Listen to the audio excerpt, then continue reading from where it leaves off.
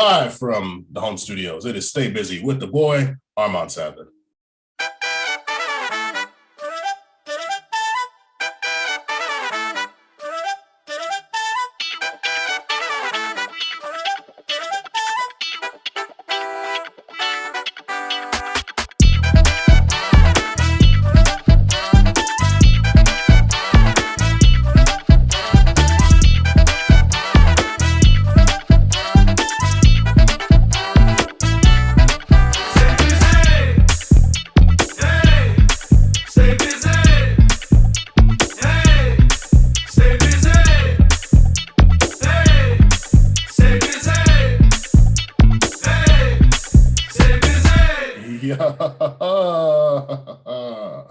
Ladies and gentlemen, welcome to another edition of Stay Busy with Armand Sadler, where we have responsible discussions on the music business and the music culture.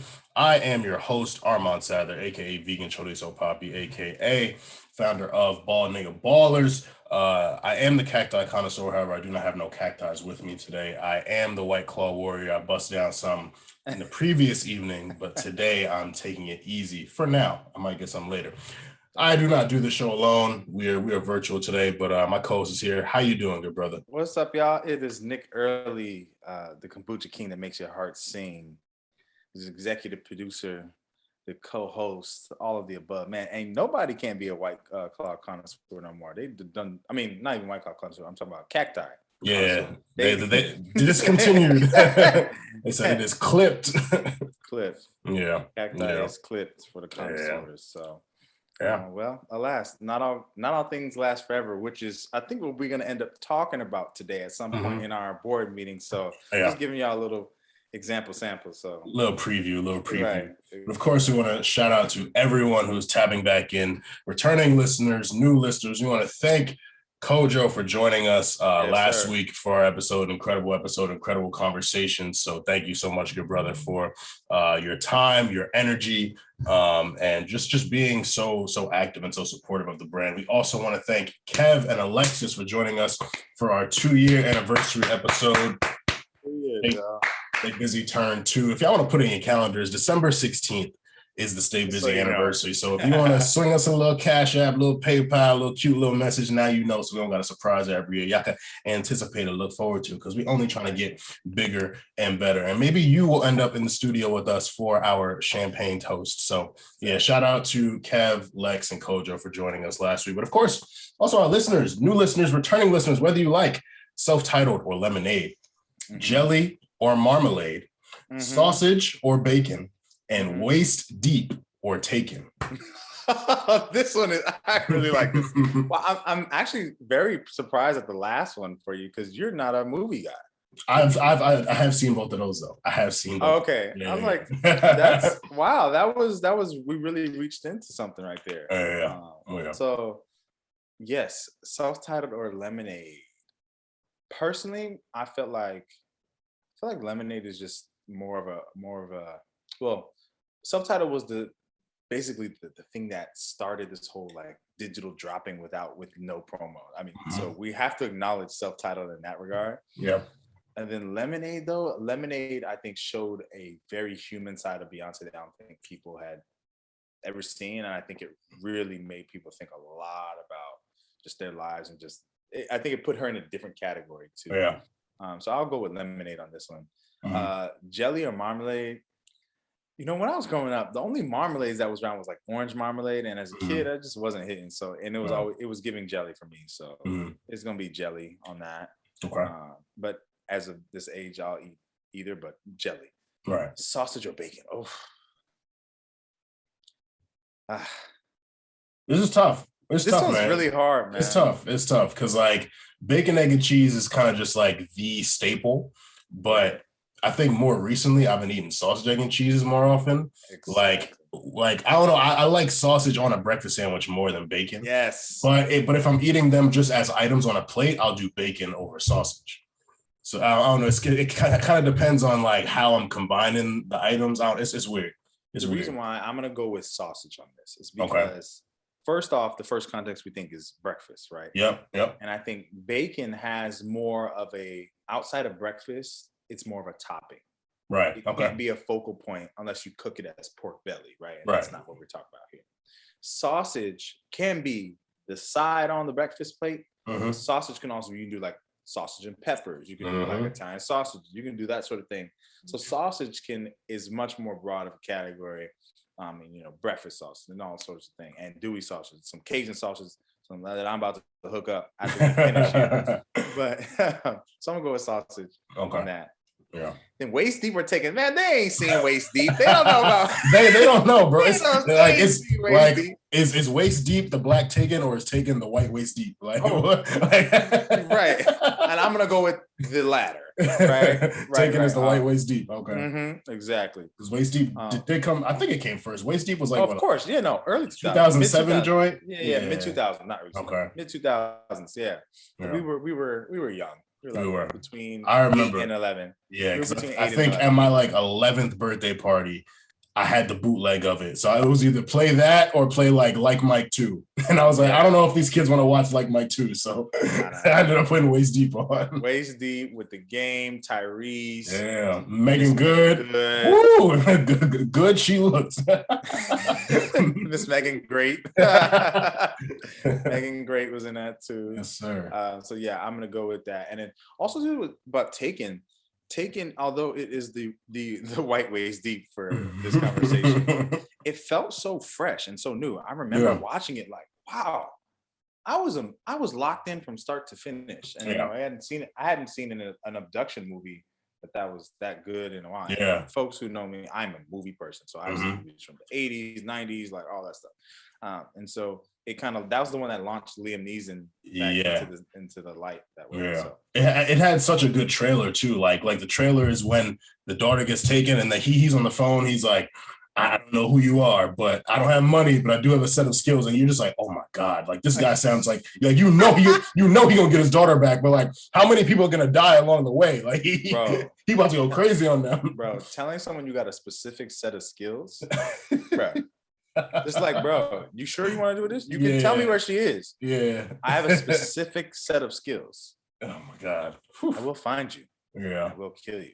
And I don't want to give it away, but like one of the ways that he discovers who like one of the guys is like through like the phone, just like hearing his voice. Yeah, like he just plays it over and oh my God. It was incredible. It was incredible. Definitely worth your time. So if y'all have not seen the White Waist Deep Taken, make sure you go tap in to that movie. But yeah, that's all whether you like. Well, of course, we got a shout out to our guy, VP of everything, the man that you cannot see, but you can feel, Kieran Hurley holding it down. As always, shout out to you, good brother. Shout out to Anchor, our distribution platform. If you do not know, Anchor will distribute your podcast for free to all streaming platforms, and you get some sponsor ads, regardless of your listenership. As you can see, we are through Zoom. I'm currently in Port Chester Studios. We decided, with the way the world is getting crazy right now, like these COVID cases are spiking, that Omicron and that Delta variant have come together to create their own form of the 2017 to 2019 Golden State Warriors. They are a super team right now. They're going bananas. There's so many NBA players in protocols right now. Like, we don't know who we're going to be watching play on Christmas, because really, maybe nobody should be playing on Christmas, but we want to lead by example, choose the safe route, and just come back to Zoom. It's tough. Y'all can only see our beautiful black melanated hydrated faces, and you can see, the top of Nick's torso. You can see a little bit more of my torso, but we just want to chill for a little bit. We're going to get back to it, but the quality of the pod does not diminish just because you cannot see the full fit and the logo and, all the clouds and all that. It does not diminish. The busy is still here, and we got a lot to chat about. So this week, we were treated to an interview. Roddy Ricch joined the Kevin Durant's podcast with Eddie Gonzalez called The Etceteras. Really, really great interview, I must say. I really, Roddy, for a 23-year-old, he's got a very, very good head on his shoulders. His mindset towards music, his perspective, his willingness to take some time away and experience life. Like, a lot of the things he said, well, there's a lot of things I think a lot of artists should really take heed to. Like, he had this one quote where he was like, y'all didn't know me till you knew me, and now that you know me, you want a lot of me. And it's like, that's how we get with these artists. Like let's look at DaBaby's rise. Look at Giveon's rise. We didn't know these people until we knew them, and then when we knew them, we were like, oh, we want more. We want more music. Collab with this person. Collab with this person. It's like that leads to a quick burnout, which we're going to get to a little later in our board meeting. But Yeah, Roddy's perspective on everything was crazy. And I walked away from the interview so happy, like, yo, we are about to get some very special music. This man has been living life, and he hasn't been living life fast, contrary to his album title, Live Life Fast, which dropped this past weekend. 18-track album, features from Kodak Black, 21 Savage, Future, Gunna, Lil Baby. We got Fabio Foreign. We got Takeoff by himself. I love that. We got BB Borelli, Ty Dolla $ign, Alex Isley, Jamie Foxx. Roddy, you fooled us. I've been hoodwinked, bamboozled, led astray, hornswoggled, run amok. You have lied to the church. There is nothing that I heard on that album that convinced me that you are different at 23 than you were at 21. Absolutely nothing. And you know what? This is an example of going into something with expectations. But are we wrong for having those expectations?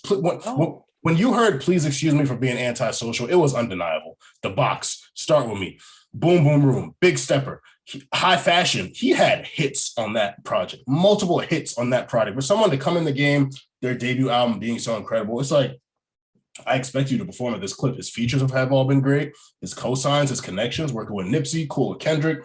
Like, it's just like the path was laid out for him. We were ready to put him there. All he had to do was deliver on the things that he said. And, I think it's really, really great production on the project, but that was really it. Like, I love Takeoff's part on his song. I love Future's part on his song. If you're going to list Jamie Foxx as a feature and not have Jamie Foxx sing, Jamie Foxx is doing a voicemail telling you to slow it down, which leads into the song Slow It Down with Ty Dolla $ign and Alex Isley. And then you give us less than a minute of Ty Dolla $ign and Alex Isley. When you gave Ty Dolla $ign more time on your project and last project, and it was a really good song on your last project, I'm confused as to what you think. From listening to it multiple times, it sounds like he wanted to flex his rapping ability a little more. And it's like, I always applaud and I respect an artist trying to do different things. But Roddy, you have a gift in melodies. Why would you deviate from what your gift is? You can do that and then add on to it rather than taking things away. Like, to me, there's no point in coming in as a dual threat, as a versatile guy, and then be like, okay, I'm only gonna try to do one thing now. Like, no, like, that's why Drake, not to bring up Drake, that's why Drake will never do just a rap album, because he can sing and do the harmonies and the melodies just as well too.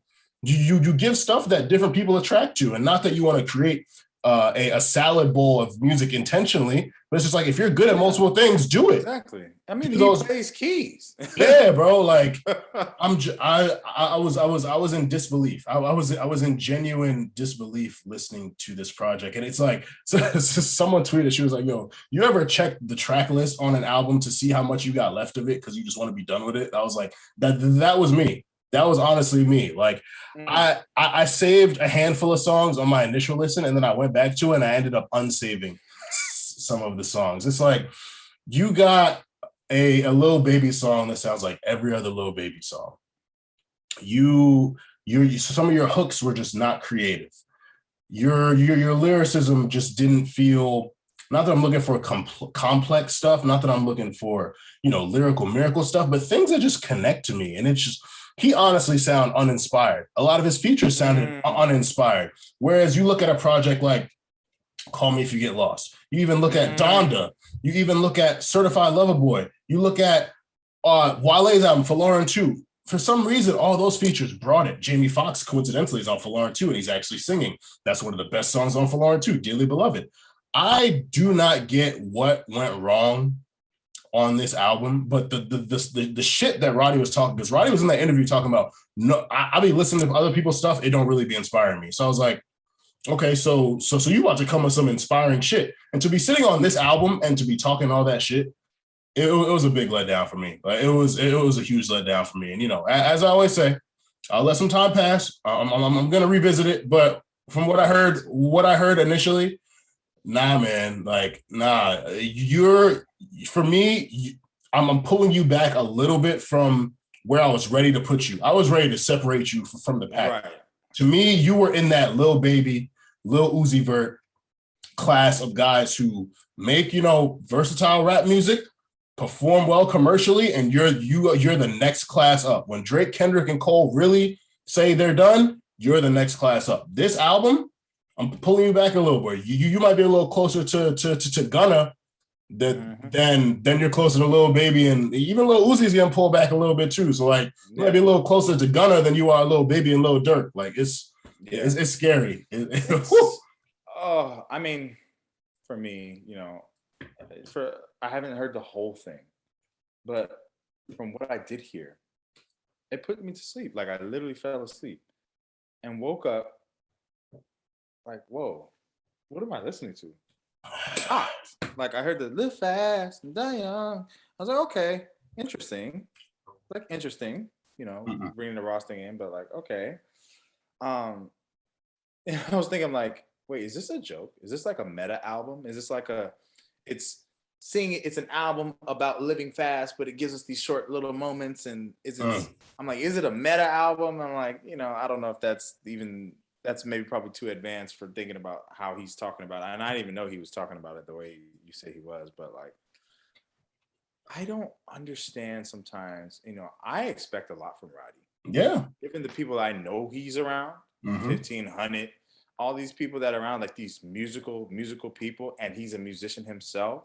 Look at his live performances. I'm like, bro, I'm expecting some heat, some hitters. Like, and the thing about it, it's just, I don't know, bro. Maybe there's a lot more things at play here these days that we're just not realizing, not thinking about.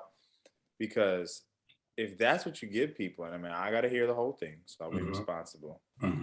But from what I've heard all my people saying, for him to have gone away for the time that he said he wants away and made that whole statement from going away, like, I want to live life. I got to have stuff to talk about and everything. And it's like, is there a record on there where he's like, that would give like a bridal path or give like something where he's just kind of talking? Is there any record on there that you can think of off top? There's nothing that gave me anything close to that feeling at all. At all. The best song was the single, Late at Night, truthfully. The best song was the single. And it was that's a heater.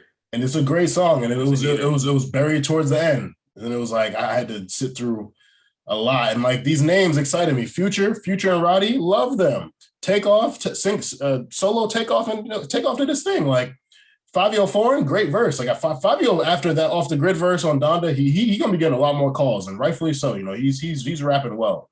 21, he was cool. Kodak Black has never really done it for me.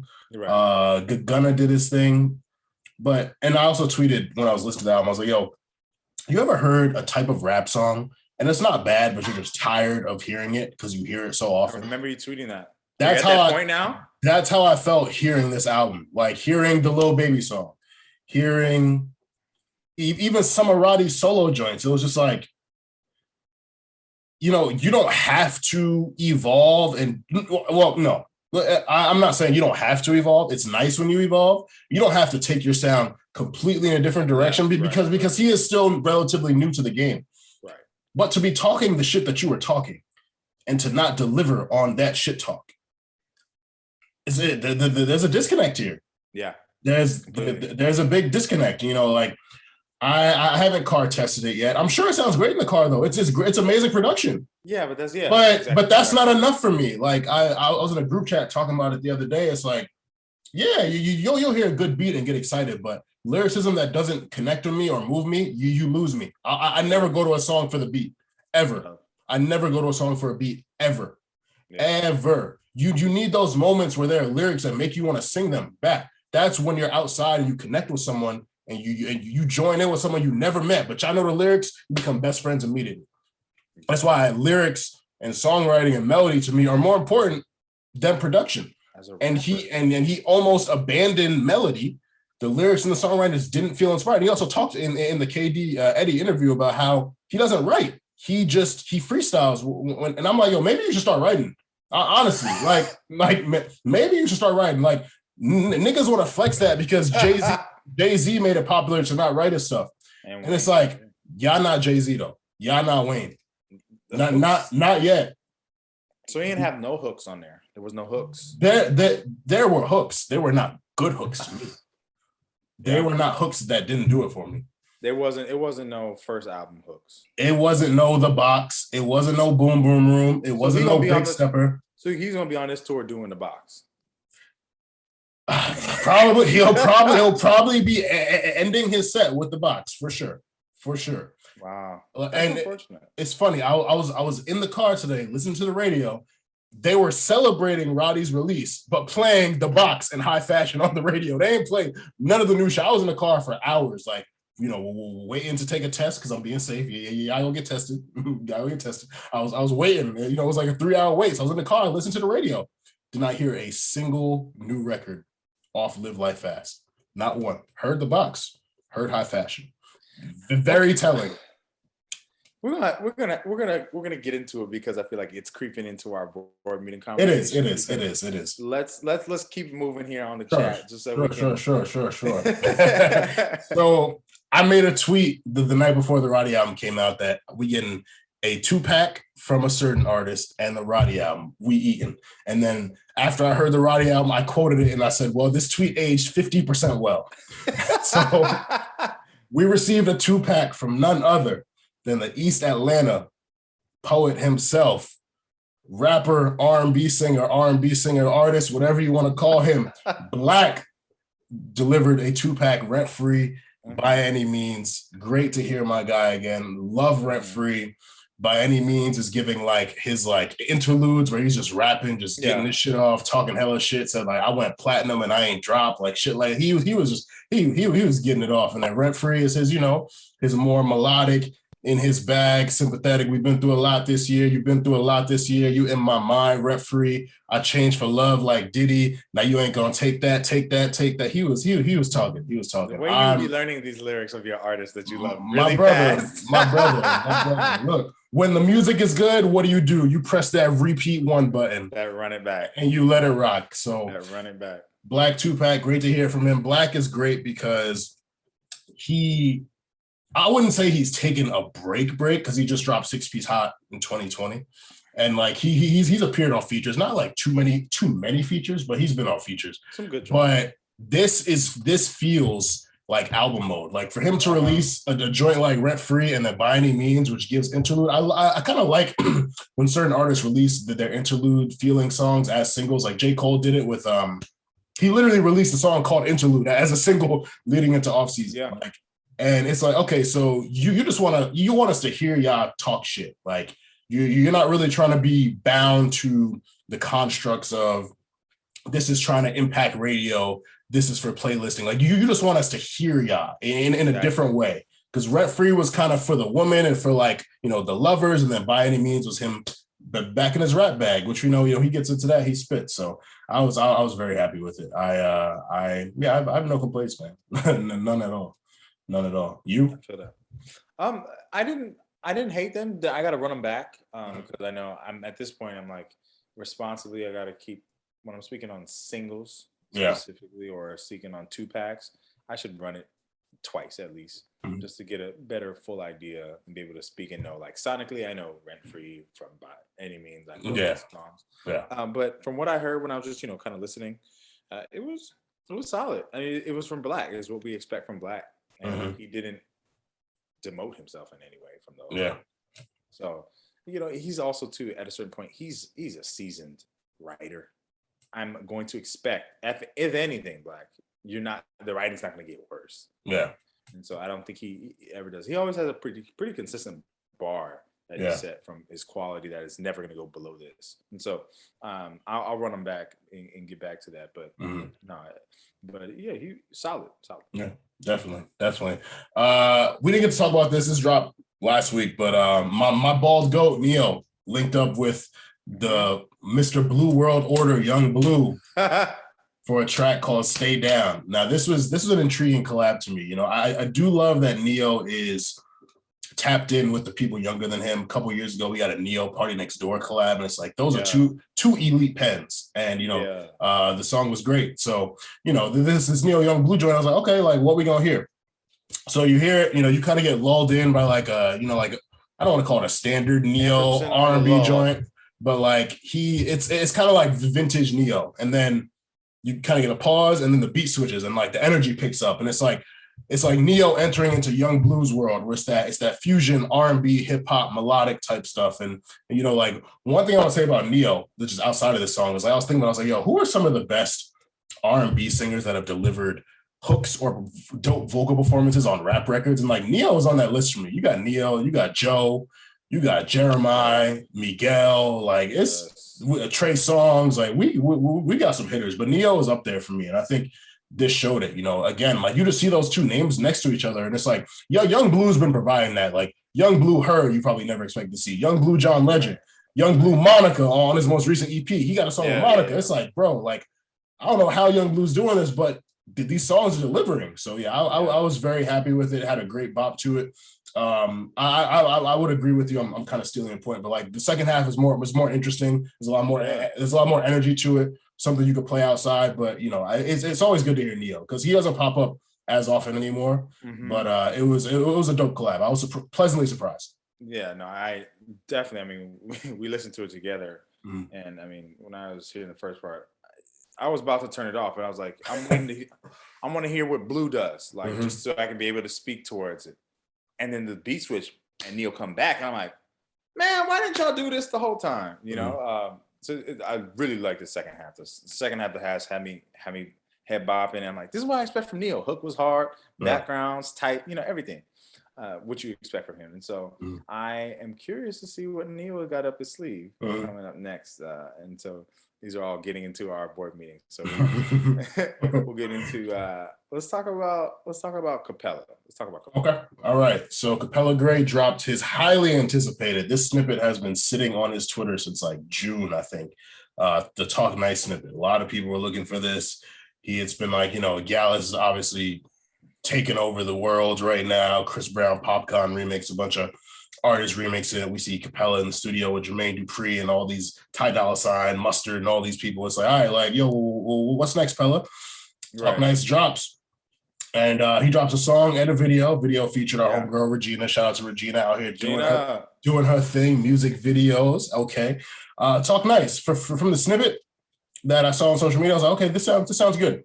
Upon hearing the full song, I was like, all right, yeah, it's good. It's cool.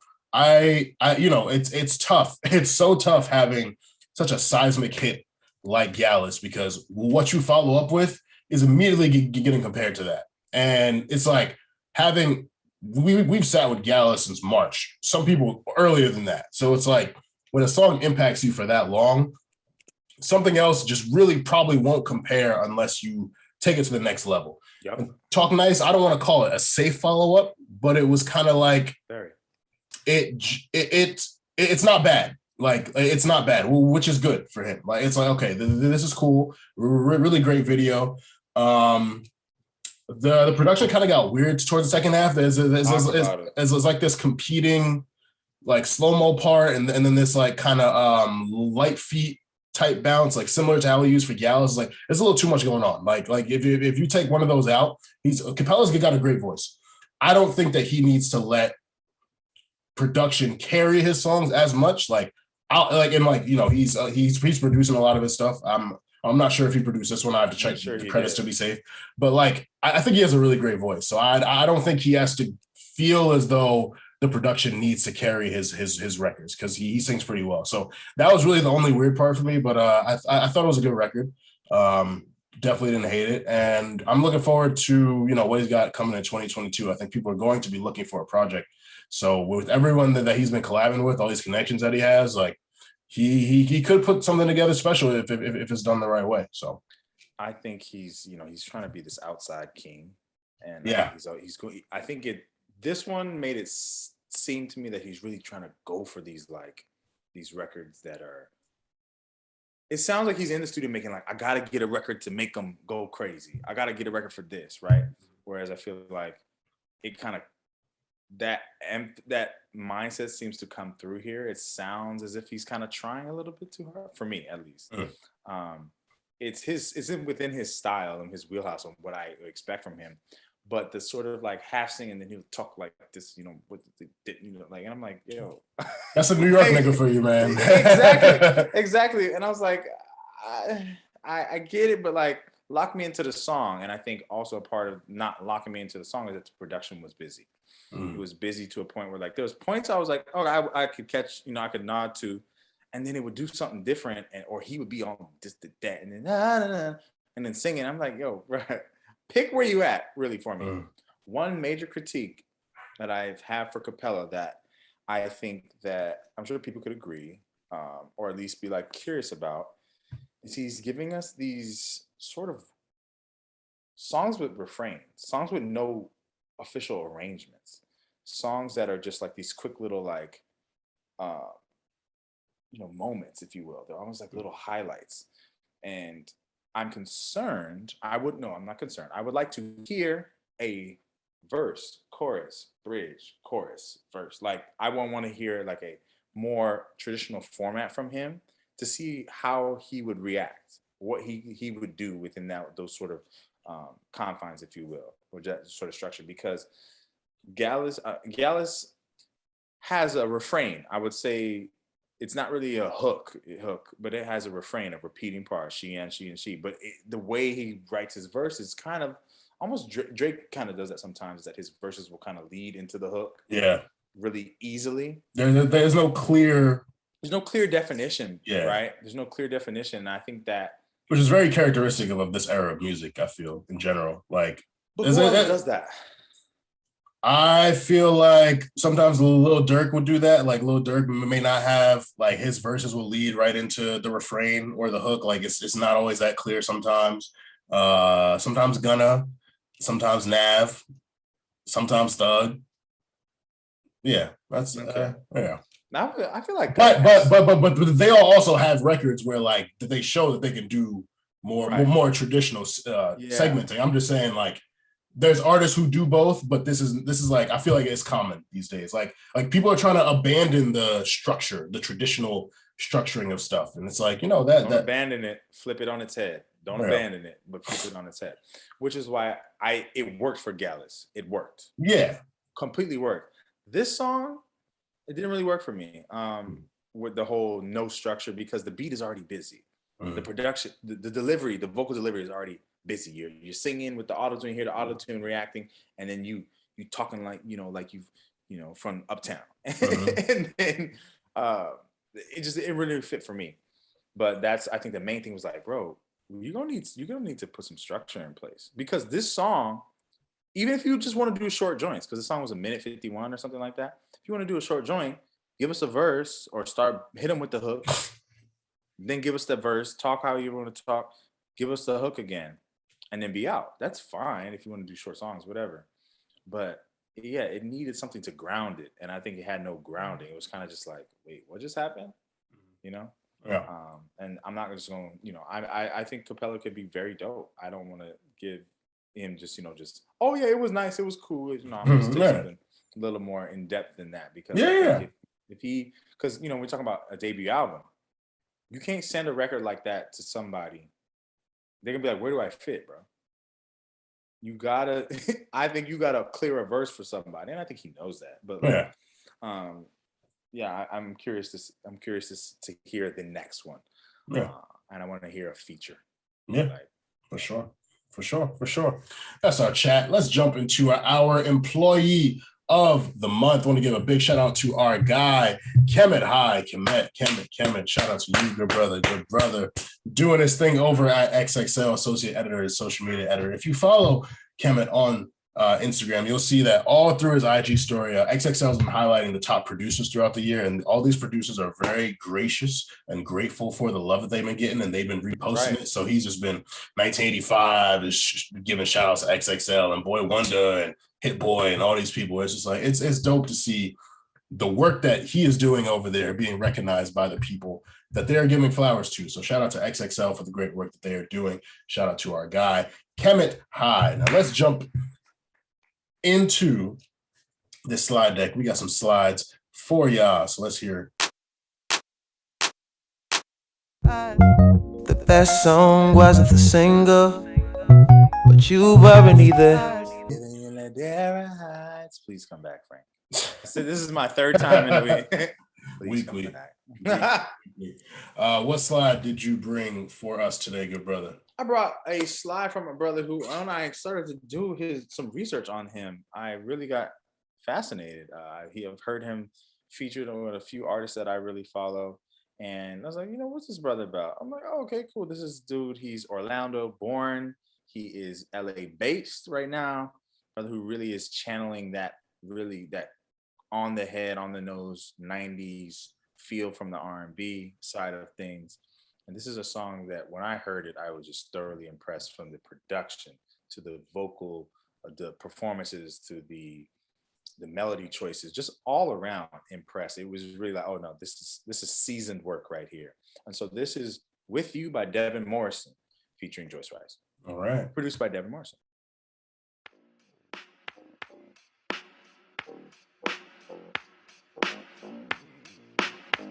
Break it down like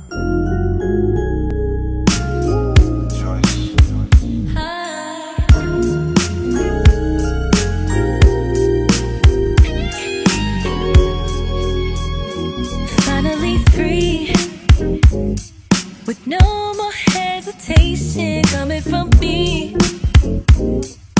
Now I see the most important thing is loving me over and over through all my insecurity.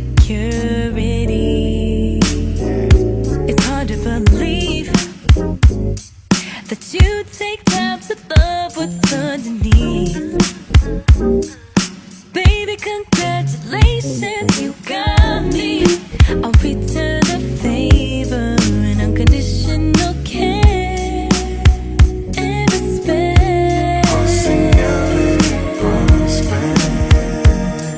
and leaving the methods on. I'm forever yours. I'm head over heels over you.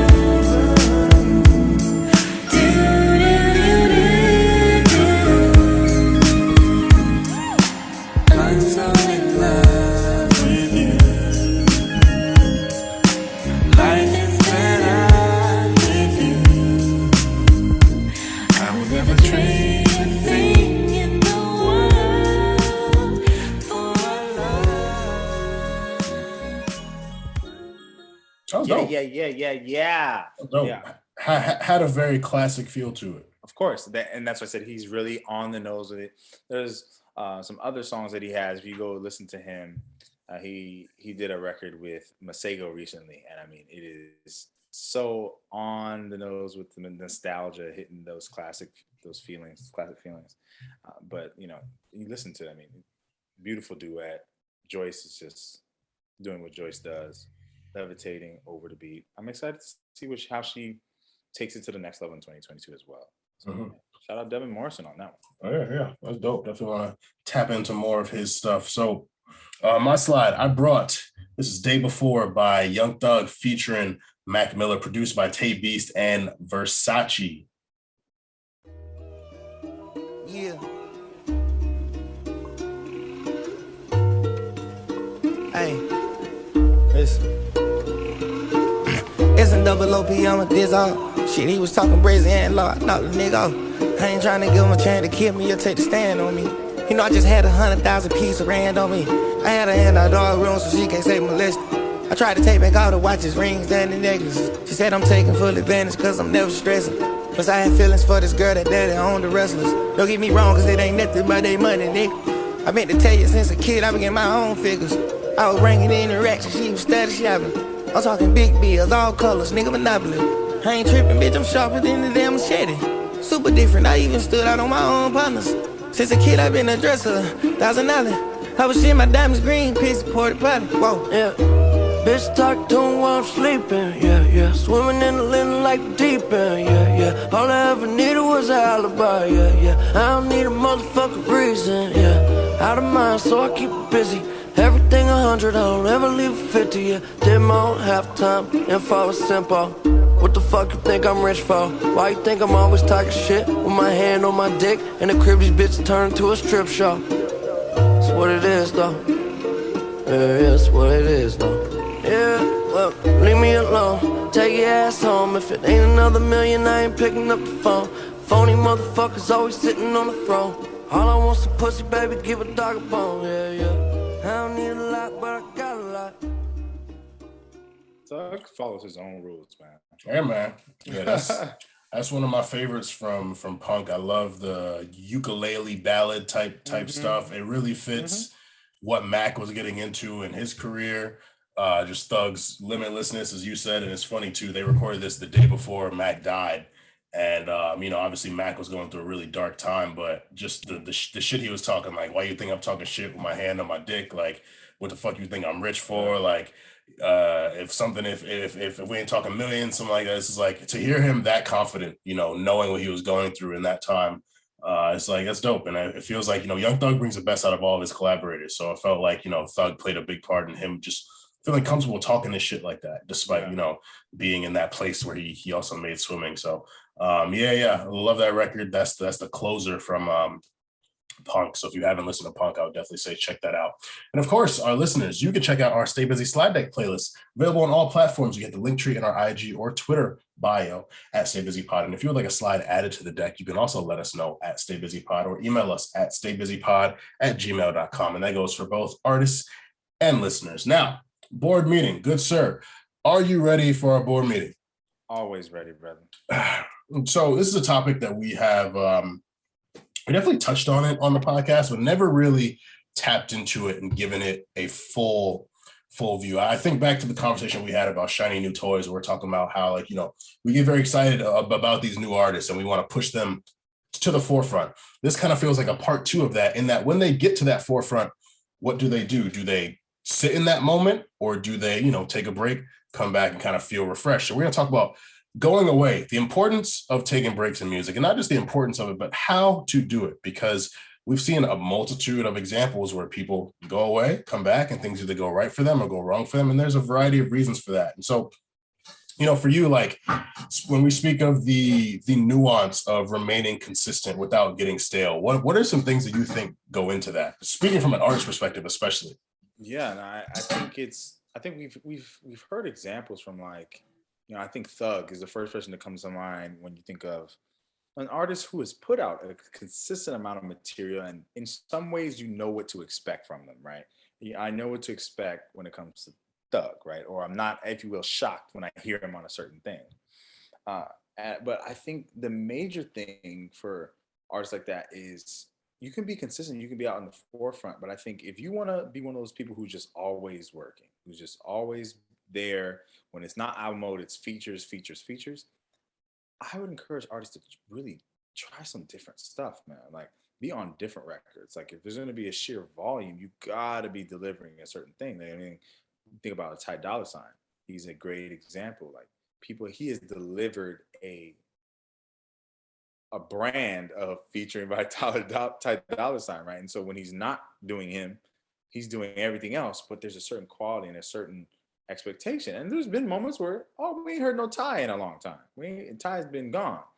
But then when you go to his actual catalog, like his albums and stuff, you hear the growth, you hear the changes, you hear the difference. I mean, he's really tapped into his musical background, and people know him as the club banger guy, the features on a hit. But, like, on this most recent project that he put featuring Ty Dolla $ign, I mean, he has Music Soul Child on there. He has Thundercat on there. I mean, his Tiny Desk was musicians that are, from Camper to Ant Clemens to Joe Cleveland to all these huge acts that are, huge musicians in the musician scene that are playing with everybody. There's development and there's trajectory and there's growth. And I think that a lot of artists just be outside putting out stuff, even within like a 2-year span, when we can't hear no growth, either from the content of how you're delivering your craft as well as the production. So that's my main thing, that I think that, like, it can't be stale if you're consistently freshening up the ingredients, and so I think you got to really think about that sort of stuff. And so is there anyone that you can think of who's other than Drizzy, because he's a prime example, but is there anyone that you can think of in your mind that's been pretty consistent for being outside and it just seems to never get stale? Even within a 2-year span, too. I think Tyler's a great example.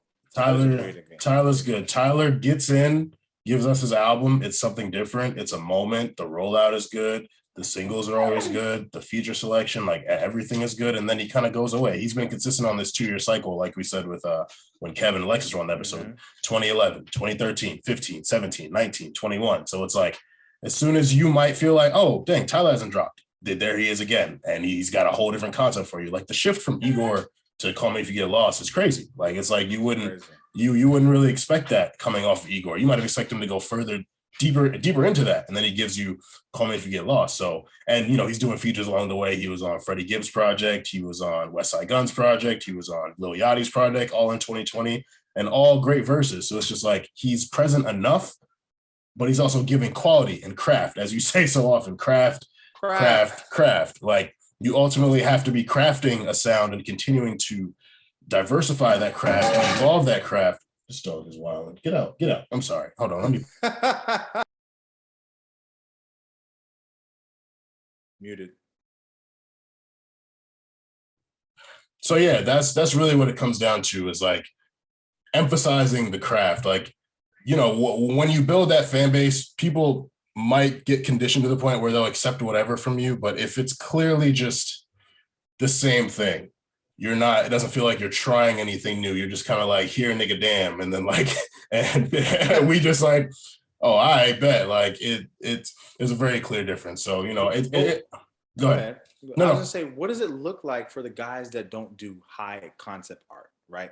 There's the Kendricks, there's the Tylers, there's the Franks, even like the people who give us grandiose concepts that we're unpacking 4 and 5 years later of like what they actually left us, right? That seems to be easy to kind of get on conditioning us listeners to get on a 2 years, which Kendrick has also done a decent job with as well. But what does it look like for the people who are kind of more like grounded, if you will, in their branding, more just like what you see is what you get. I'm just delivering good music. What do you think is their sort of path, if you will? Yeah. So what does that look like for be consistency without getting boring? What does that look like for them?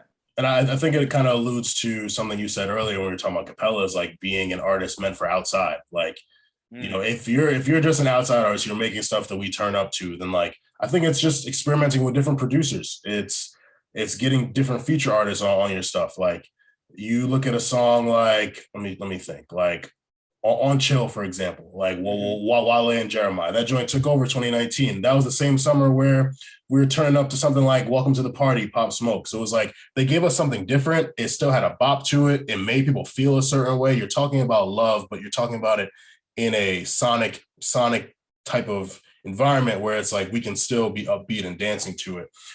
So yeah, I think it's experimental with different producers. I think, this is where certain nuance like catchiness comes in, having a catchy line, having a catchy hook, having something that's repetitive, something that sticks to the mind.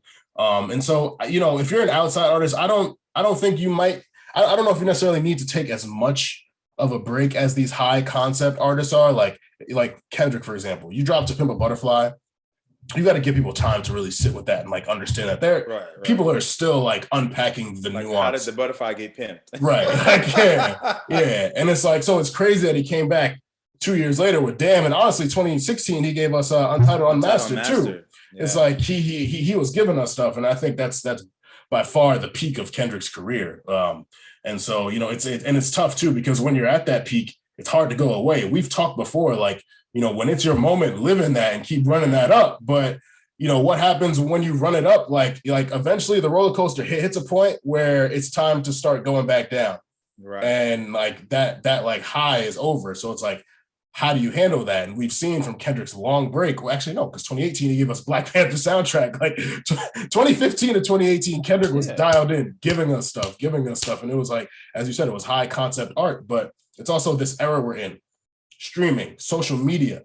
Yeah. So I think social media has made it so artists are even more present, which is sometimes to their detriment. Like, well, you think back to the 2000s, like Jay-Z was releasing an album like almost like every year for a while, but to those who were his fans, it might not have felt as much of a big deal because he wasn't on Instagram every day doing IG lives, posting stuff. You weren't seeing as many headlines and narratives about him and snippets and memes and all this. Like, it was kind of like people were just living with the music. It was just about the music. Now that we have this connection with these artists, we're almost like following their lives. To them. Yeah, exactly. It's almost like we're watching a reality TV show by following them on Instagram. It's just like, reality TV shows don't go the whole year. Like, they're broken up into seasons for a reason. Seasons, yeah. You need a break from Flavor of Love. You need a break from I Love New York. Like, you can't. Those are your examples. You can't just watch that all year. And it's like, we're at this point now where it's like, DaBaby is an example I bring up a lot. DaBaby was on fire. 2018, 2019, he was untouchable. It was like, this guy is it. But then he was on too much. He was doing way too much. And it was like, kind of need a break from you because the music is not evolving. You're not taking things forever. And then he plateaued. And then, now he's at the point now where it's easy to just push him to the side because we know you're not going to come with anything different. You're going to have them beats that sound like farts. You're going to have that same flow. Like, it's just like, we know you're not really coming with nothing different. I think if he would have taken a break, after he dropped Kirk, some people liked it. I wasn't a big fan of it. If he would have taken a break, then he might have been in a much better position now and maybe not said the things that he said. So there's a multitude of things. Like, when you get so popping, when people are rocking with you so heavy, you think you could say and do whatever, and then it's like you might get Daniel Caesar, you might get DaBaby, like saying too much and not getting the music and staying in your lane in that way. Yeah. So then we've talked about it a little bit last week. So then how does a Ross work? How does that work? You literally are giving us, and that's why I said it's more of like a career storyline, and that the projects are just like different chapters within the same storyline. Yeah. Because it's literally luxury cocaine rap. Yeah. Like, it's luxury drug music, drug empire rap. That we kind of get the same thing every time. Yeah. But in some strange way, every time Ross drops, it is a note. Like, people note it, people speak on it, and no one ever says, that Ross was whack. Like, I never really heard that. Yeah, ever. I think it's Ross early in his career, he was doing more trap stuff, like Hustling was how I got introduced to him. Every day I'm hustling. That's a trap record. Yeah. Like, when he was on that peak with Blowing Money Fast, I think I'm Big Meech, like that joint, like John with with Lil Wayne, If I Die Today, Remember Me Like John. Like, Ross was leaning more to the trap stuff, but still giving us that luxury, lush robe, cigar type music, and like robe and cigar. Yeah. Yeah. And then when the trap became too popular, Ross kind of realized, I can't do what everyone else is doing because some of these niggas might be better than me at doing it. Let me lean into the other side of my character that people really love. People love the BMFs and the Hustlings, but they also love the Tears of Joy. They also love the what's the joint he had with John Legend and Jay-Z, Freemason. People love the joints like that where I'm just rapping on Magnificent. Yeah, Magnificent. Like some really grandiose production, like some stuff that just makes people feel rich. Like, people love that from me. So let me lean more into that. He'll still give you those trap songs every so often, but his last album is more of the luxury, poetic. Like, you're just hearing me rap, and like, people love his rap voice, his content. Like, it's like aspirational. He's more introspective. So Ross transitioned really well with the eras. Like, he was doing the trap stuff when a lot of people weren't really on it like that. And then once it became too big, too mainstream, he was like, all right, let me reestablish myself. And so I think that's why, because Ross has never, it's like I said, when we talked about him, he's never felt overwhelming. He's never been too present. There's been years where he's given us a mixtape and an album. Some years we've gotten 2 albums from him, but it's like, they're like just long enough that there's enough variation in it. And it's like, his sound, it's not too many people doing it. It's hard to get tired of something if it's not that present. Like, you're really only going to hear this from Ross. Get it from, Pusha T, maybe Griselda now, and like, a lot of these other underground guys coming up. But like, Ross just does it at such a high level. His ear for production just puts him above everybody else. So it's like, we can't really get tired of this because you're doing this the best, arguably. Yeah. Or is it to the point too, which is like another caveat of this, is that like when in the years where it's 2 albums or it's a mixtape and an album, is it the case that Ross knows that I really do this one thing, and maybe I need to, and because Ross, I've also heard this too, is like his clip is very high, very high clip. He records songs at a very high clip. Mm-hmm. And so maybe it's like, do I need to remain present, but give him a follow up to this because it may not stick as hard too? That's something to think about that I've just been mulling over in my mind. It's like, well, in those years, it's like, Ross, are you doing this because, we could live off of just one album for you a year, but it's like, why are you giving us two? I think there's other artists that do that too. I mean, like, for example, up for best progressive R&B album or progressive, what was it? Progressive album, progressive R&B. Oh, Lucky? No, I'm talking about Eric Bellinger. Eric Bellinger, yeah, progressive. That brother, the clip on Eric is Extendo. Stays releasing. That brother releases twice a year for the last 5 to 6 years. Like, and so you think about someone like him, though, the type of music that he makes is that very commercial R&B. I mean, it's only commercial R&B. Yeah, and a lot of it, you gotta keep going to get a few hits going. So I think about that just a lot of different artists and just how their approach has to change. Also, sometimes based on the type of music you make, and I think that's kind of like something that we're saying here without saying it. Yeah. But there's J. Cole. I think it was the For Your Eyes Only documentary. I think it's a scene where he's in the whip. He's in the whip and he's talking about people. You don't know how long you're going to be on top. Yep. It could be here today, next album flop. People not checking for you no more. And you can never get back to the place that you were once at. And that's why you said, I got to say what I need to say while I'm here, while everyone's tuned in, while everyone's listening. And so I think about the case of Mr. Roddy and how going away, but not coming back with the heat. The end of the day, the heat. Forget who you are as a person. You may feel change or whatever. Like coming back with the heat. Going away and not coming back new is worse than, I feel like, just quitting in some ways, because then you become the boy who cried wolf. It's like, no, I got that heat. You come out, it's cold. Yeah. And you're like, dang, bro, I don't know. And then even from there on, you're just like, wow, that person has never really ascended to that level that we always thought they were going to be at. And I feel like there's even a pressure that used to say like your sophomore album is the most pressure. Oh, yeah.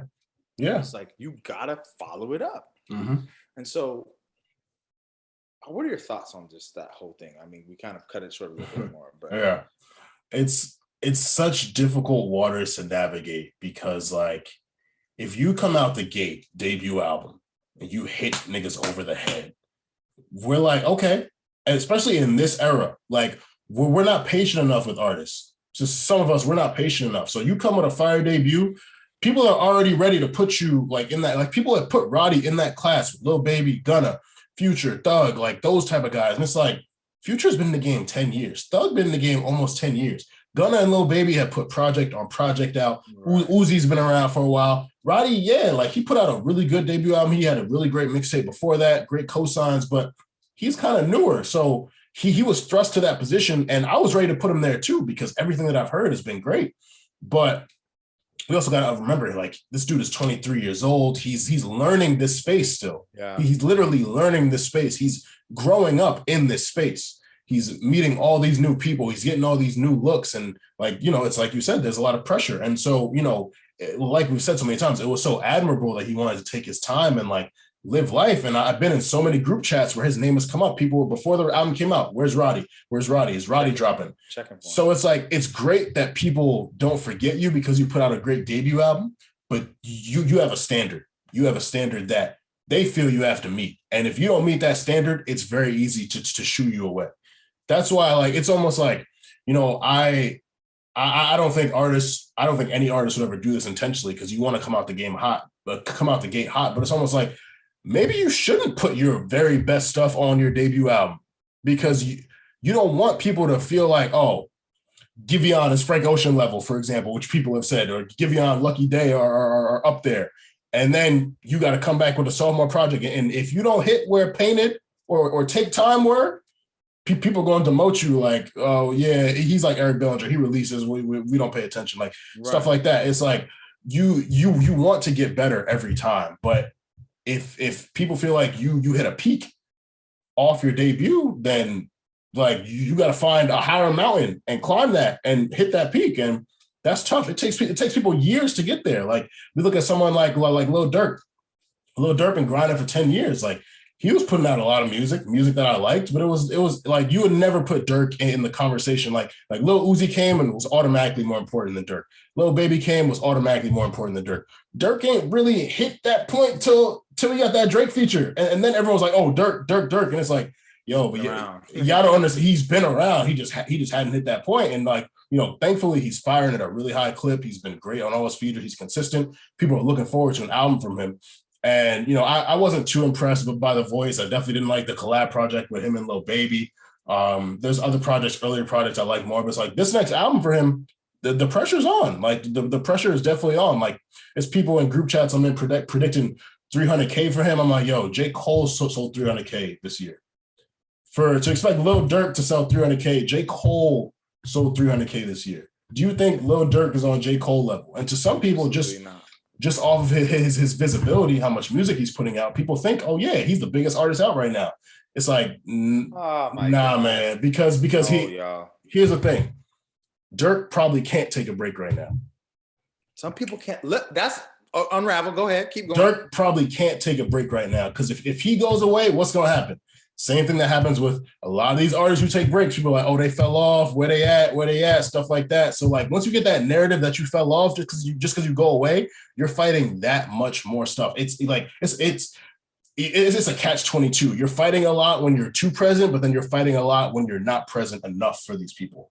Like it goes back to what Roddy said. Y'all didn't know me till you know me. Now that you know me, you want a lot from me. People are going to want a lot from you when you stick with it, stay consistent, stay with a good verse, good feature, good hook there. You go away, Durk, the music game gonna be all right. Like, and I fuck with Durk. Like, that's no disrespect, but like, the music game is gonna be okay because there are other people that do what you do, and you're not that upper echelon yet. Like, Durk might be like a tier C, tier B artist, maybe approaching tier B. But like it's just like you haven't developed that much cachet yet to where you can go away for like Durk can't go away for a year. He can maybe take a couple months off. That's the point, yeah. Half a year off, but Durk couldn't go away for a year. The momentum will be gone. It will be gone, I think. That type of rap too is such a noisy space. Like yeah. You can literally just rattle off like 8 names like that. People who all make the same type of music. Yeah. So that's a great point that I think it just kind of naturally arose out of we just speaking about it is that, dang, yeah, there's importance in taking a break, but like some people have ascended to the level. It's like, dude, I can't take a break because there's just too many people. Yeah. And I think because it's that caveat of like the folks who make that high concept art, they can take a break because although there may be a bunch of people doing that, you can take a break because like, no, this is what I have. It sets itself apart immediately almost, right? Yeah. Just because it's your story, it's your through line, it's your trajectory. Yeah. And so it is a very interesting place to think about like, man, if this person stops, it might be it for them, might be good for them. But then also that speaks to, well, how much did they have to begin with? Yeah. How much did they have to begin with? How much staying power did they have to begin with? And I think this conversation is leaning towards, that part of it is leaning towards the staying power. It's like, well, bro, if you're afraid to take a break and people, you're afraid people not going to rock with you. I mean, what did you really have to rock with in the first place? Do you really have star power or are you just on a run? We're quick to put the label star on people that are just on a run. There's a very big difference between a run and being a star, being a superstar. DaBaby, when he first came out, he was on a run. People were ready to call him rap MVP that year. I was one of them. And then I had to step back like, nah, he's just on a run. And then we saw when the momentum slowed, it was like, look. Perfect segue into the next one. So who do you think could benefit from a break right now? Lil Baby, I think could benefit from a break. I think he's developed enough cachet to where Lil Baby could take a break. People will check and people would be excited for it. I'm glad that Gunna's kind of been chilling. Gunna's always going to be on features. Like he's just one of those guys. He's always going to be on features. We haven't got a Gunna project since Wanna, and people are teasing one for this year. I don't think he's going to drop this year. I'm glad that there's a 2-year break between Wanna and what should be Drip Season 4. So I like that Gunna's on a break right now. Who else could take a break right now in rap? Aubrey. Yes. Oh, 100%. 100%. 100%. He's needed a break for a while. And, he took 29 lightly. He dropped re-release So Far Gone, Care Package, All the Lucy's. 2020, he came with Dark Lane, which I still really like. Dark Lane was dope. Certified Lover Boy, I know how I feel about it, but I would be okay with him not dropping till 2023, 2024, to be honest. Like an album. I want, and Rory talked about it on the Rory and Maul podcast. He's like, yo, I don't think that Drake has a lack of things to talk about. He's lived more life than all of us. Not to be punny, like more life. He's 34, 35, but mentally he's probably like 45 just because of everything he's done. Like really no rest, traveling the world, all these business deals, like everything he's dealing with, beefs, all that. Like he's got so much to talk about, but feels like he's always on the move. And he's probably mentally always feels on the move. Like, when he talked in the Rap Radar interview, he was like, yo, this is the first time I feel like my life is mine. And it was like, it was good to hear him kind of get that rest. And then 2020, the pandemic hit, so he was forced to rest. And like once, the world opened up a little bit, it was like Aubrey was right back at it. So it's like, I really think he could use a good 2 to 3 years to just chill. Like he'll probably still pop up on features, which is okay. Features are fine, and he usually does that when he's leading up to an album anyways. He jumps on a lot of features. But I think for his music, something more focused. And I'm not asking him to do a concept album. I'm not asking him to do anything that we would expect Kendrick to do, because a lot of people say that. And it's like, I think, one thing with Drake that we have to accept is like, he's not that artist. He could be. And I think that's what frustrates people is Drake has the capability of being an incredible storyteller, an incredible conceptual guy. But that's just not really what he's trying to accomplish with his music. But he can still, as you said, take the craft and improve it and just do different things. Yeah. If he just took the time to really think about his music, he could really improve it. Like, a few songs, a couple songs, several songs with Certified Lover Boy arguably just sound like better versions of things he's done in the past. It's like, we don't want you to just take your old stuff and do it better. We and some people argue like, what else could he do at this point? And it's like, go so much. You need to go into that room of what else can I do, and sit there and figure it out. And don't come out until don't leave that room until you figure out what else you can do. I'm sure you're going to find it. He's going to find it. There's a lot Drake could do. Yeah. He could really lean, and because he can do so much already, there's a lot he can do. Anyone who thinks that there's nothing else for him to do really doesn't understand. Drake can get into a lot of different pockets, right?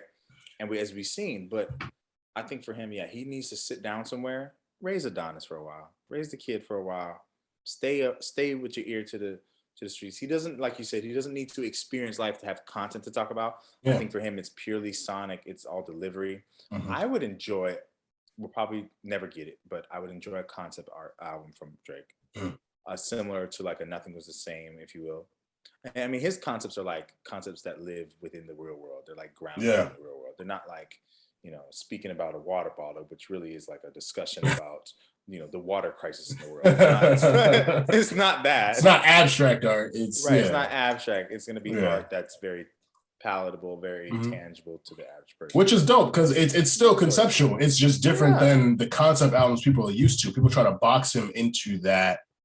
You have to make a concept album like Kendrick. You got to be like Lupe. You got to be like these people that inspire you. It's like, no, it's 2021. You can make a concept album that's not Drake is not making To Pimp a Butterfly. I don't know what to tell you. Like that's just, never will. And that's okay. I don't know that I want that from him. Absolutely not. Right. Yeah, man. Like, there's people who say, well, what else can he do? There's a lot he could do, But I think going into that and speaking of what someone can do and what maybe someone has already done, I think within the last 5 years, unfortunately, lost a lot of people. Yeah. I mean, within the last, we're always losing people, but I think in the last 5 years, we've had a lot more posthumous releases, a lot more posthumous conversation.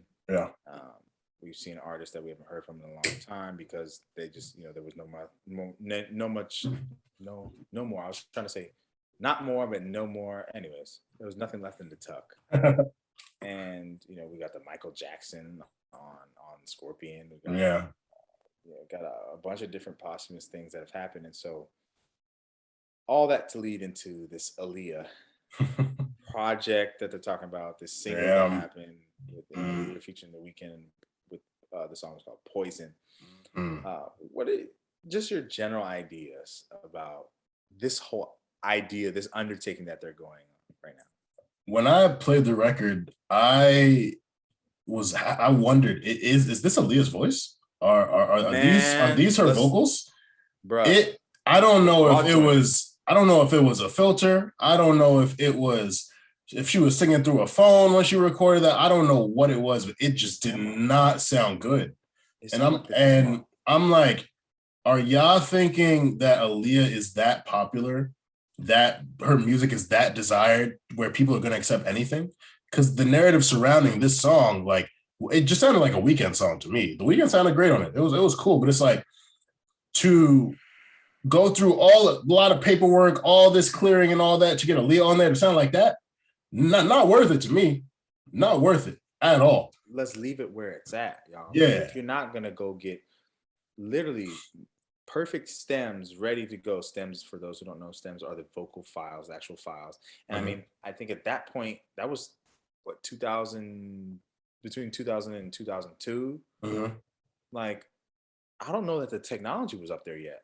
You know what I'm saying? So like, it's giving the quality was not where it was supposed to be, and trying to merge and blend it. It just really sounds like two different eras on the song from a technical standpoint, and it should never sound that way. Yeah. And it was like, man, this is not helping the legacy here. Yeah. That's the way I personally felt. I'm like, man, what are we doing here? We're already, rustling something that to me doesn't need to be rustled, and we could just leave it be and just continue to sample her. If you want to pay homage and pay respects, sample. Yeah.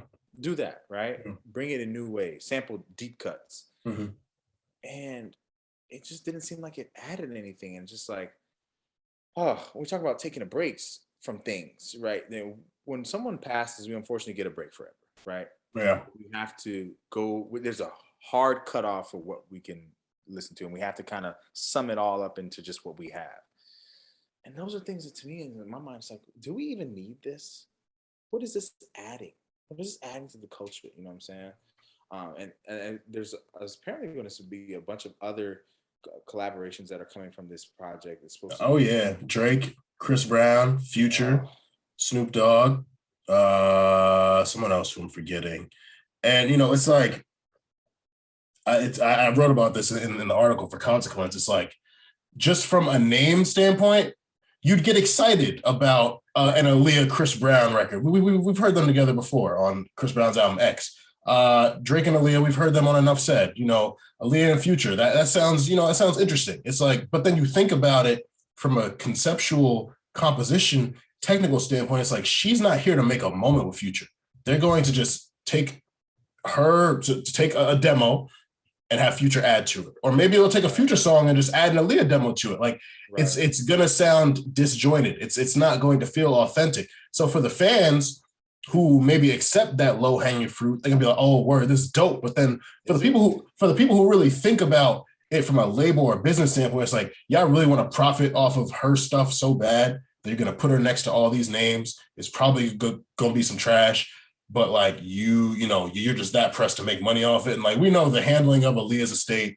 We know they put her next to R. Kelly early in her career. Like, it's shaky. So I'm very pessimistic going into it. And this record, The Weeknd, didn't give me any optimism to think, it's going to be great. J5 talked about it when he came on the pod. Like, at the end of the day, the families want to eat, the estate want to eat. So from that standpoint, as long as the money is going to the right people, that's the only real thing that I'm going to be happy about. But if this is, the label just looking to profit, trying to create this moment, like, we're giving you Aaliyah's stuff that hasn't come out, and we're going to put her next to Drake for y'all. We're going to put her next to these people and all these big names that's going to run it up on streams and put her at the top of the streaming playlist. Fuck out of here. Don't do it. Don't do it, because like, it's cheapening of the art. And it's like, people have been mourning the loss of Aaliyah for decades. She was one of them ones. Her DNA is oozing throughout R&B right now. So to reintroduce her to some people who may not know her at all and give them this, thankfully all her old stuff is on streaming now. So like, so you can see she was really like that. But to then make it this, nah, man. Like I can't get jiggy with that. I absolutely not. No, I totally agree with you. Cheapening was the best way to describe it. It's just like, is Aaliyah State that pressed and strapped for bread? If so, y'all need to do better with these streams, because I mean, I know y'all are still eating off of her music, especially now the catalog is now on Spotify. I know they're eating off some of the streams, man. Yeah. And so it's just all this to say, like it's a really interesting place when you think about breaks, when you think about posthumous stuff and artists who were in the latter half of their career in the back nine, like Alicia. I love you, Alicia, but please, baby. Yeah. It's funny. I wanted to bring that up. Like, she just dropped double album Keys a year after dropping Alicia in 2020. And I was like, oh, to come back with 2 albums and a double album after Alicia was maybe like 14, 15 songs. I was like, oh, this is interesting. Alicia Keys is one of my first crushes. I love her. Like Diary, You Don't Know My Name, If I Ain't Got You, Teenage Love Affair, No One, Like You'll Never See Me Again. Alicia has delivered timeless, undeniable classics to the world. Right. She is in that latter half legacy act part of her career where you want to give her the respect to listen, but listening is tough. And when you're too present as a legacy act and you're delivering too much as a legacy act, it makes it hard. Like that, to go back to Ross. Ross is a legacy act at this point, but you give Ross that respect. You're like, oh yeah, like Ross, like I'm gonna listen to his stuff. And it's like, he's been in the game like 16 years at this point. Crazy to say, 16 years. So yeah, he's a legacy act at this point. But you give him that respect because you know he won't disappoint you. Like Port of Miami 2 wasn't amazing. It was good, cool. There was some good stuff on it. But this most recent joint, I rock with it heavy. You give him that respect, and he doesn't make you say, all right, I'm coming back in 5 months with something else. So it's like, nah, bro, like take your time, chill, like live life. Ross is doing all his business stuff. Wingstop is booming. Ross is good. He good. He don't need this. He's always going to be good on the bread. Yeah. Like Alicia, and she just did a really great, she hosted the Grammys, right? Like she did amazing with that. Was it the Grammys? I think it was the Grammys. It's a while back. Yeah. It was like 2-3 years ago. She did amazing with that. It's like, I love you, but I don't know if we need albums from you anymore. Do this award show stuff. Like pop up during other people's performances, play keys for them. Alicia has a great personality. She's so charismatic. Like you can do other things, but it's like you can either be an Alicia or you could be a Lil Wayne. Lil Wayne has caught a second wind in his career. He's killing every verse that he is on. I'm looking forward to a Wayne album just from the way that he's been rapping on the joint with Tyler. Yeah. Drake's album. He's got a dope verse on West Side Guns project. He's got dope verses on just everything Wayne is touching is hard. So it's like when you're a legacy act bringing the ferocity as if you're still new and you're making every moment that you pop up worth it. And it's so crazy because you look back at it, Wayne's run that made Wayne, 2007, 2008, where he didn't go away. But again, we didn't have social media. And Wayne's not really present on social media anymore anyways. Like people promote Wayne shit more than he does. Like you don't really know Wayne got something out unless one of them hip hop pages let you know. Or you heard it yourself, yeah. But like that run he was on, the mixtapes, the features, the freestyles, like it was like he didn't go away, but you weren't tired of it because everything he delivered was quality. Yeah. Then he decided to go the rock route, and it was like, okay, this gave us an excuse to get off the train. If people were looking to get off the train, his rapping, it was like, you can't get off because it's fire. But as soon as he wanted to become a rock star, I was like, all right, thank you, Wayne. You gave me a second. Right. But it's like at this stage of his career to be doing what he's doing, it's like, it's just undeniable. Like you have to tap in and you have to respect it as well. It's like, you're bringing this energy where you want to be so present and you're making me press play on your song on that playlist. You're making it worth it. You're making me save this song. Whereas Alicia from 2020, her self-titled album, it was good. It was good. Yeah. Snow Song, the record with Sanfa, the record with Khalid, like, she has some joints on there. But a double album is just overwhelming, especially because you're just not the Alicia that you once were. Like, and yeah, it's I really try to show my love to the legends, but yeah, it's not where it used to be from a vocal standpoint, and it almost is like, it's like seeing, it's like, dang, you've had this this. I'm gonna not use that analogy. I'm not gonna liken that to it. It's an analogy of like something that you see, you're just like, dang, I love this this toy or whatever it is. You've played with it for years. It's giving you all this satisfaction for years, and then one day it's just not like something that you're like, dang, why is it not hitting? Like it's still that toy. You're like, dang, and you still pick it up every now and then, just like, dang, try to play with it, like something's broken on it, or just not hitting, it's squeaking mad loud, whatever it is. It's kind of like making the transition from action figures to video games. It's like you play with action figures for a while and you love action figures. Then you get a little older, you want to play some 2K or some Madden, and that 2K and Madden is hitting. And then and then you see the action figure, you're like, yo, you gave me some great moments 5-7 years ago. And then you play with it, you're like, you're not as interesting as me jumping on this Call of Duty and playing Warzone. Like it's just it's I don't connect in that way anymore. It's kind of like outgrowing an artist in a way. That's fair. That's fair. And so, all that to say, I think, I wish the artists who are in the latter half, I always just want them to eat. But some of them have two. That's good. I think 2 examples of people who probably it should be a break for a while. Go host a show or something. Versus, someone who's taking a break, come back, and is still delivering. So yeah, man. I enjoyed that. I enjoyed that. Yeah. No, go ahead. No, I just saying I enjoyed that conversation. I think we uncovered some interesting things that I think we've kind of talked around for the last 2 years, but never really just spoke out and said it. And so I love that. Yeah. To close, I'm looking forward to, because Doja's been very vocal about her burnout. I believe we discussed it with Kojo. We discussed it with, and I love her being open about that, because we talk all the time. She about to be the one. Like she's, and sometimes the expectations we have for an artist may not be what they want for themselves. Like she's like, I'm tired of these appearances. I'm tired of all these different things. It's like, you wouldn't expect it because, bro, her streams are up. I know she making hella money right now. She getting called. If her deal is fire. Right. If she's in the right deal, of course. But I know she's getting call after call. Legends wanting to work with her, this, that, and the third, all that. But it's a lot. And so being vocal about that, having that self-awareness to me means, okay, at some point she is going to take a break. And when she comes back, she's going to know, like, people have these expectations for me, especially overcoming the near cancellation in 2020. People are expecting me to come with some crazy stuff. And I think obviously the label she's on, Atlantic, they're gonna have her position right. And Roddy's Atlantic too, so it's kind of like but again, Doja has the benefit of not being limited to just one thing. She's a pop artist as well.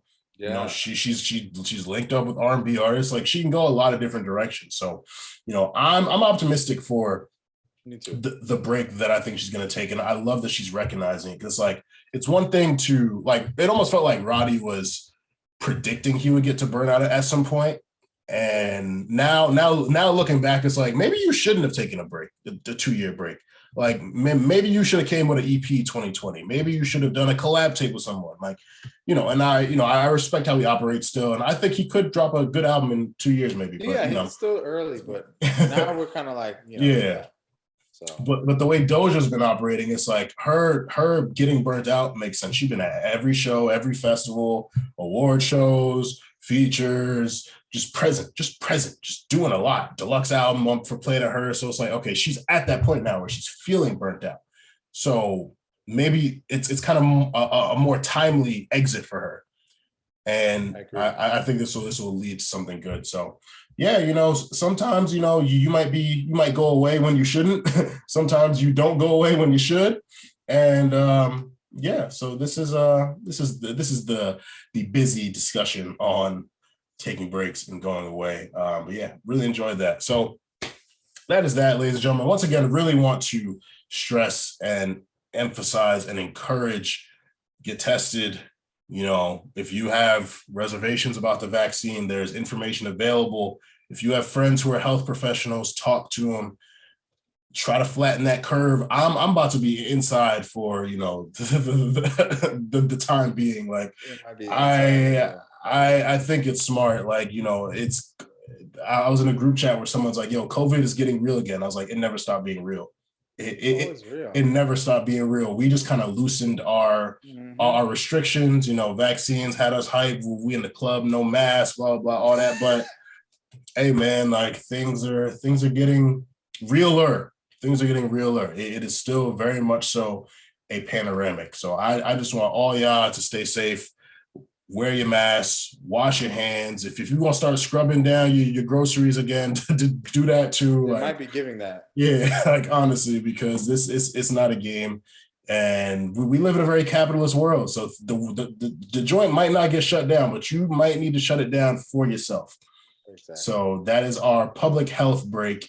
But thank you once again for joining the Busy Boys. It's the boy Armand, founder of Ball Nigga Balls, here with my executive producer, co-host, Kabucha King that makes your heart sing, Nicholas Early. We want y'all to stay safe, stay humble, and stay busy. Baby girl, how you feeling? I've been out in the world, staying busy, taking time, getting right if you miss me. I've been out in the world, staying busy. Mondays 9 a.m. Mondays 9 a.m. Partying with the gang. Every week, tell a friend. Busy over everything. Busy boys, gotta call now. Ain't you heard? Got the vibes. They put you on. Got the slides. I'm the size. Running down. No, we hold it down. Baby girl, how you feeling? I've been out in the world, staying busy, taking time, getting right if you miss me. I've been out in the world, staying busy.